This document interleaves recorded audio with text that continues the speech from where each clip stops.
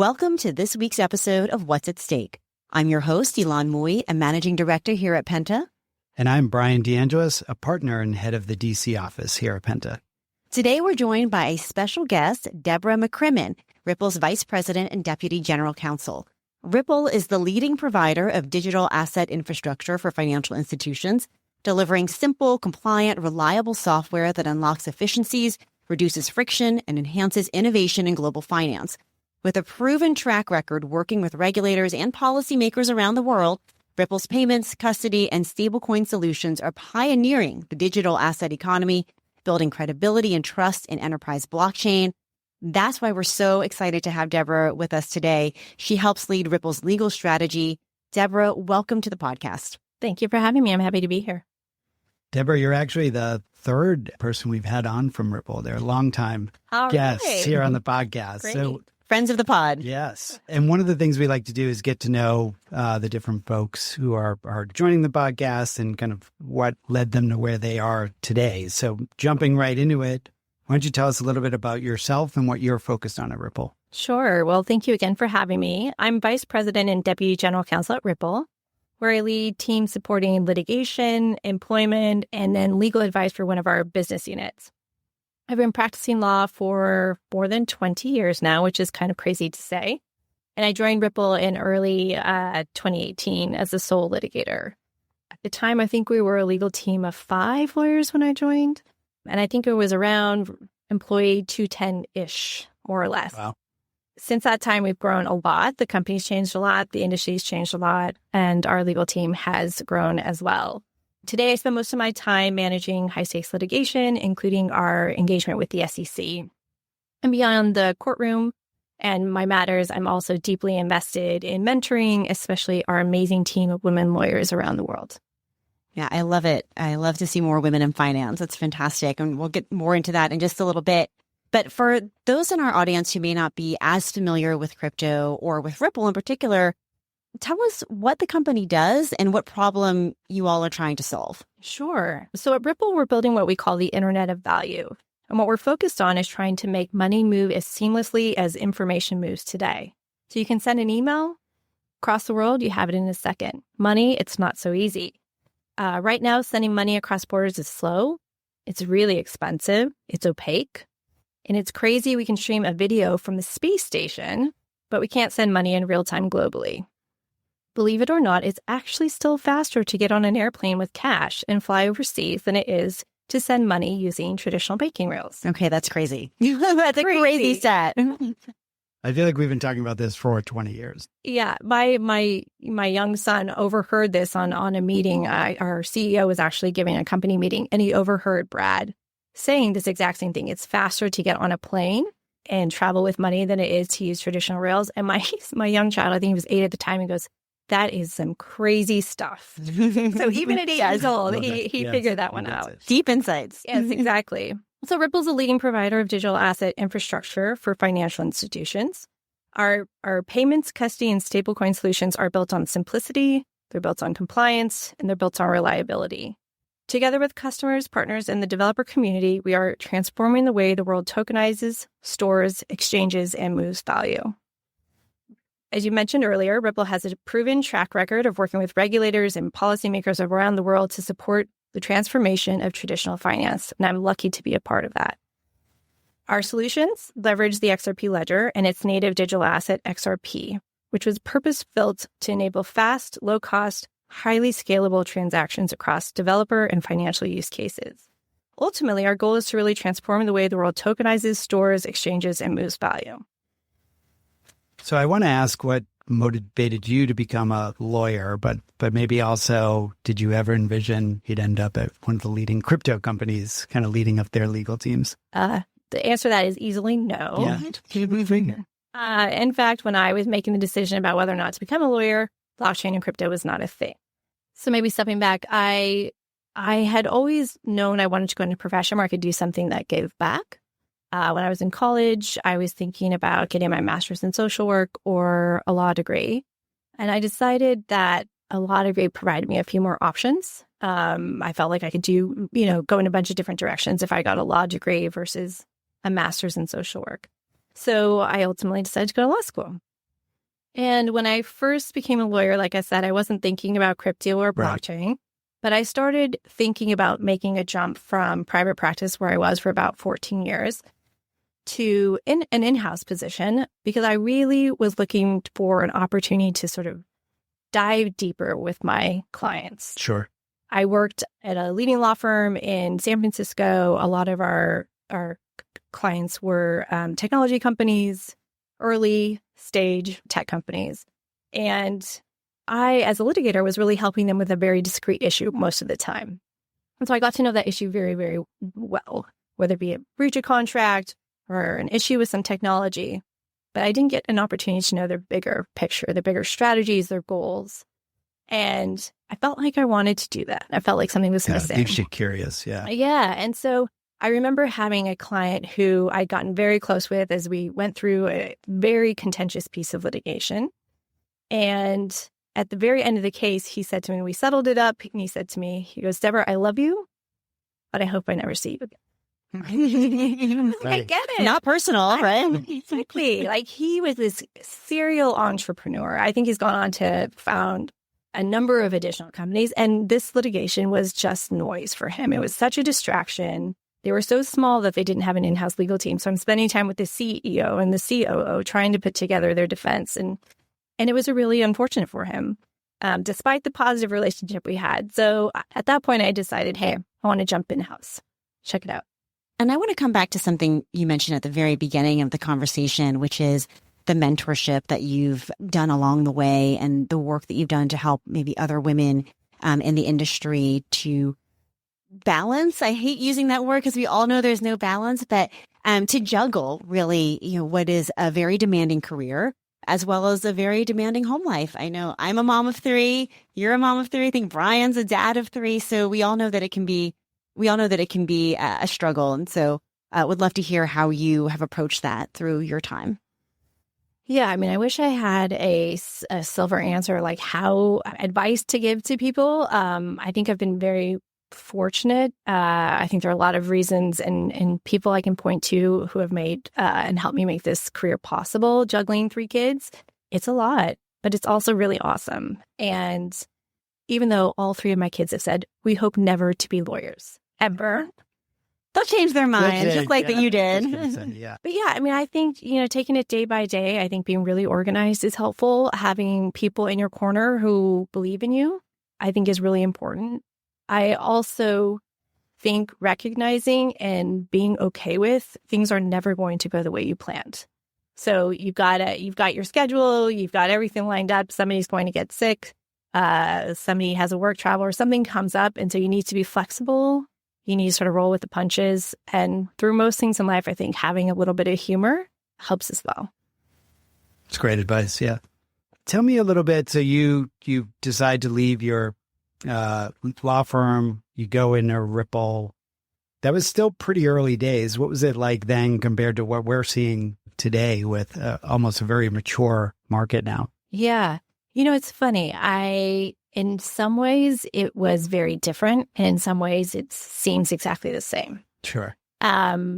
So as you mentioned, we were much smaller then. There were a couple 200 employees when I joined. We only took up 2 floors in the building we were in.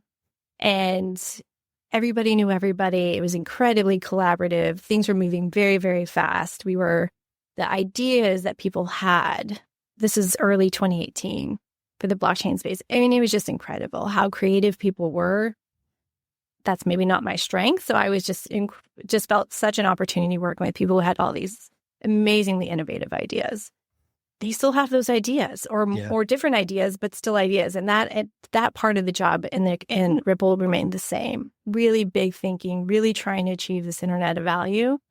To your point, we've grown a lot. We're now about 900 employees. There's much more. We've moved from 2 floors in a single building to an entire building in San Francisco. I've been there. Yeah, it's a beautiful space. Yes. Yeah. And a much more mature organization is still very dedicated to their original mission.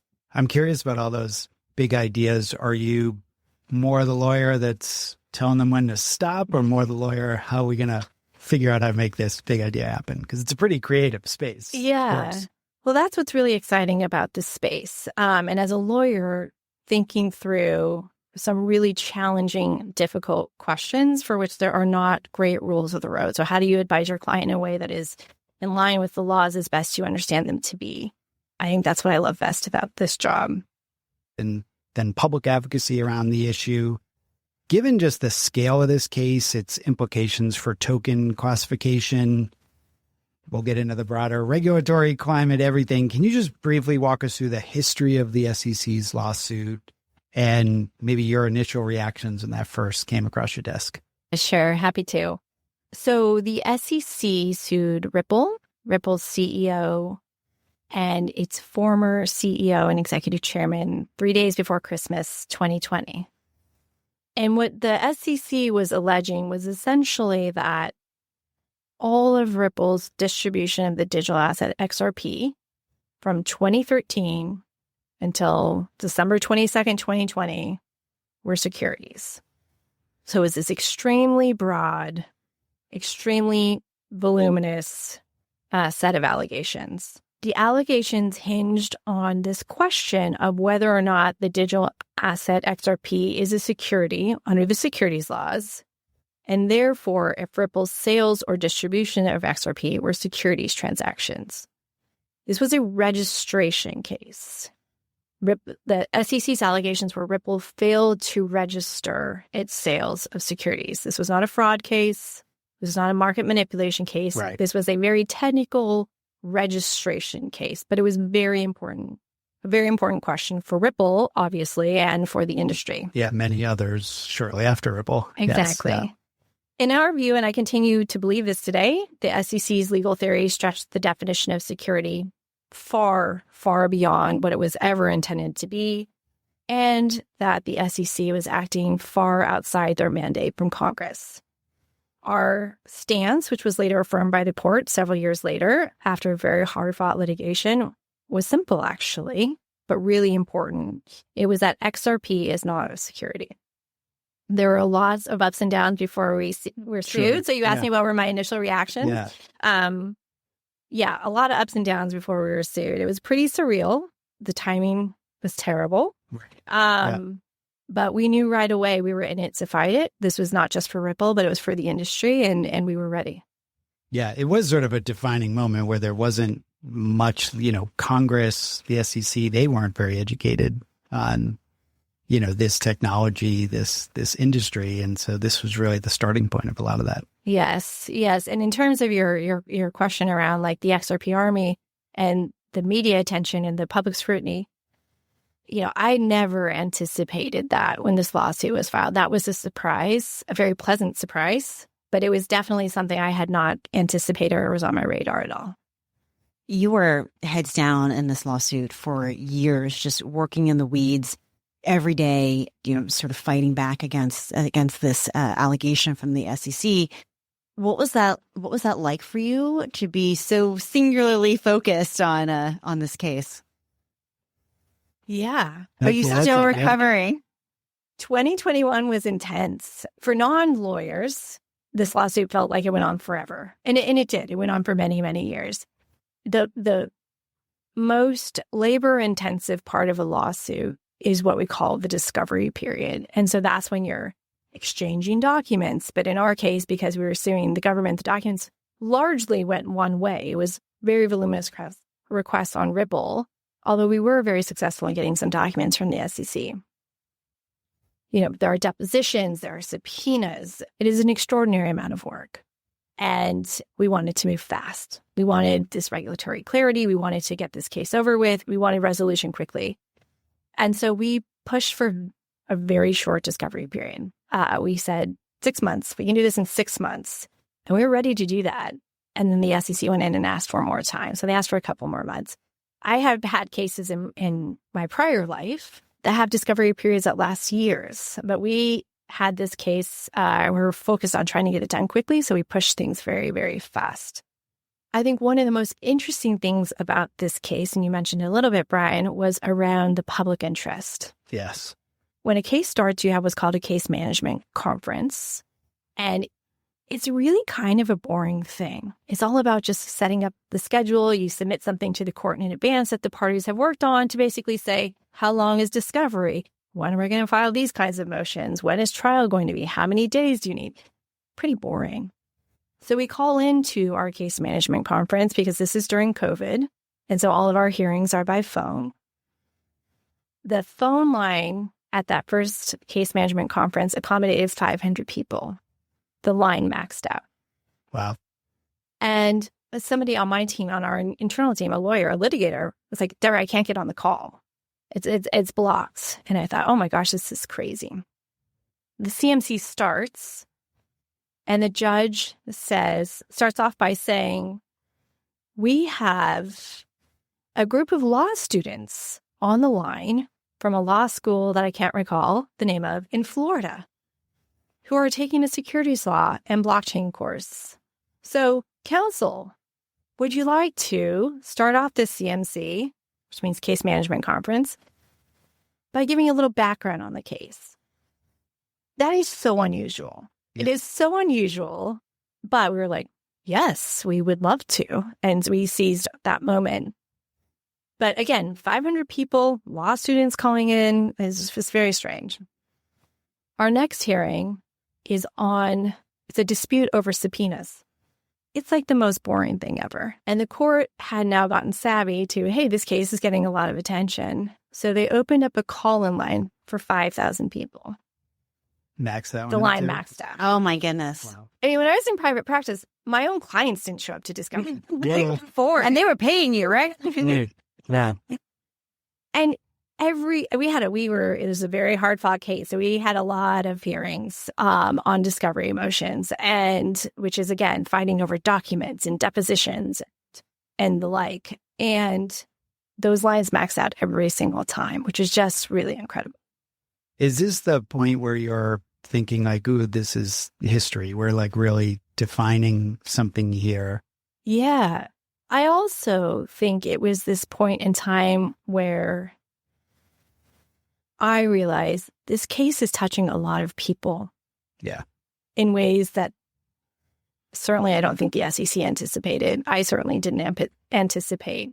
But I think that's maybe some of the beauty of blockchain, that people and the XRP ledger, people can be doing things with it without Ripple knowing, without me knowing. It's just building really neat, interesting, innovative things on the ledger that were then negatively impacted by the SEC's decision to go after Ripple.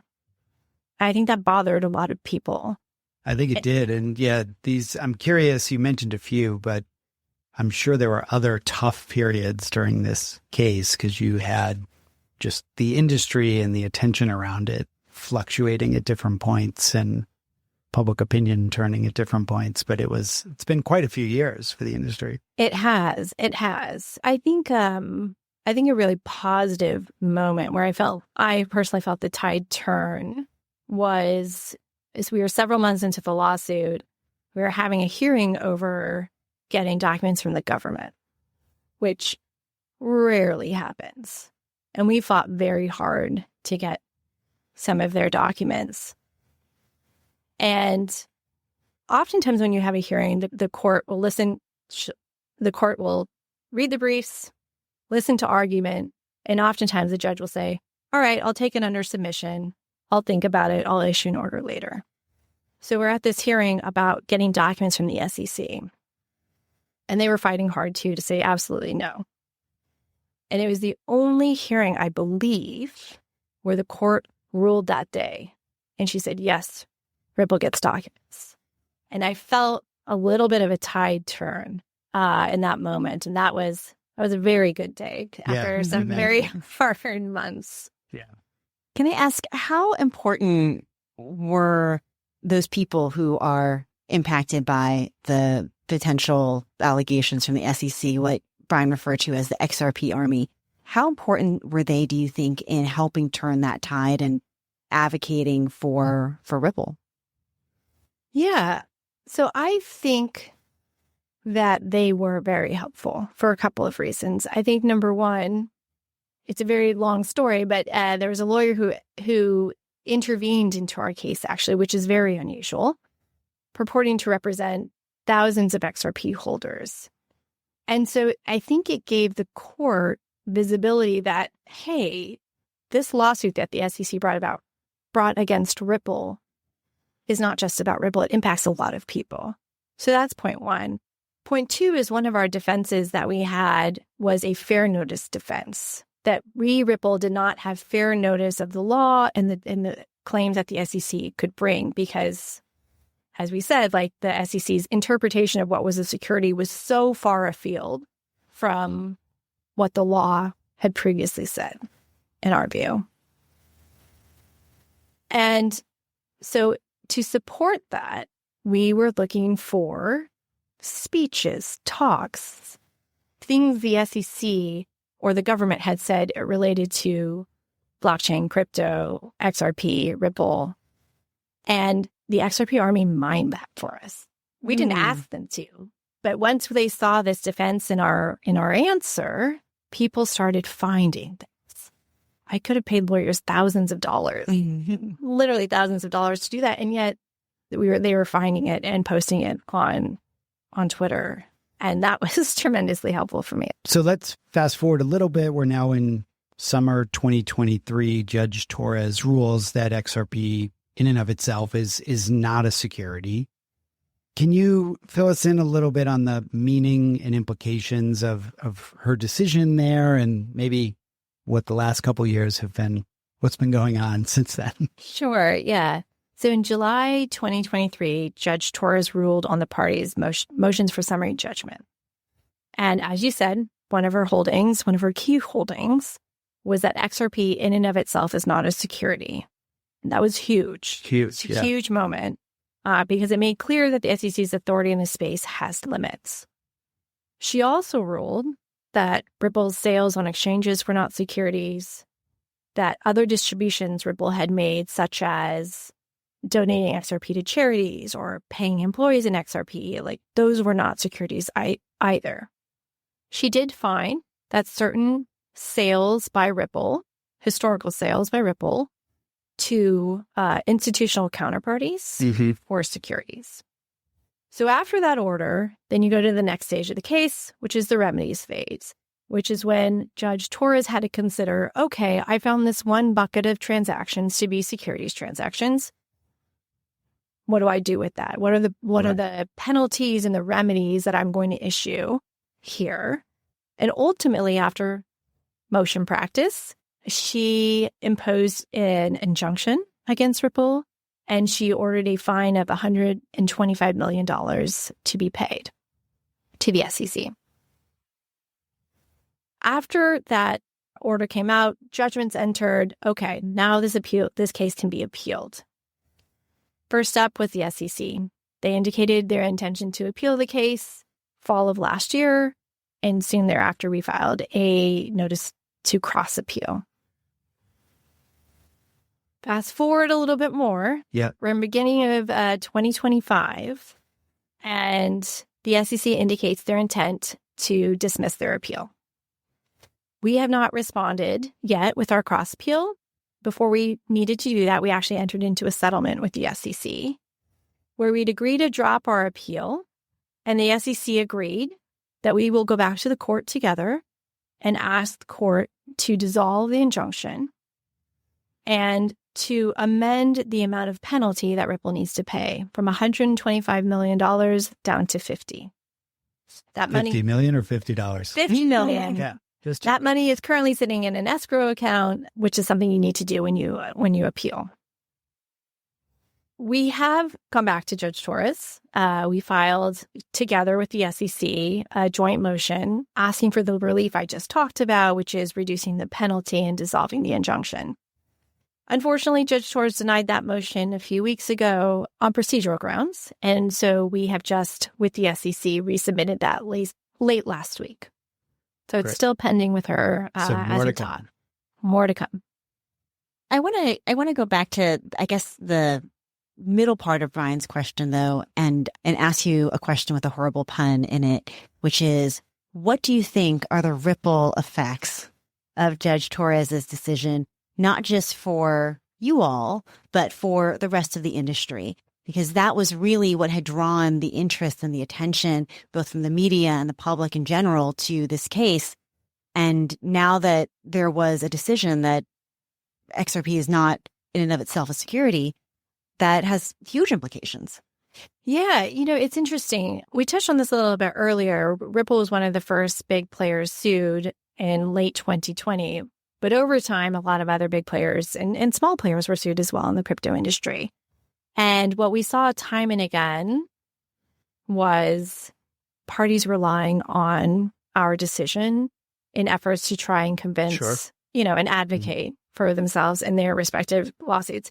And what was interesting was there was a sort of a split where different courts were looking at similar questions differently and coming to different conclusions. So you saw a judge in New York sort of reject the Ripple decision. You saw a judge in DC embrace it or, be more in line with that decision.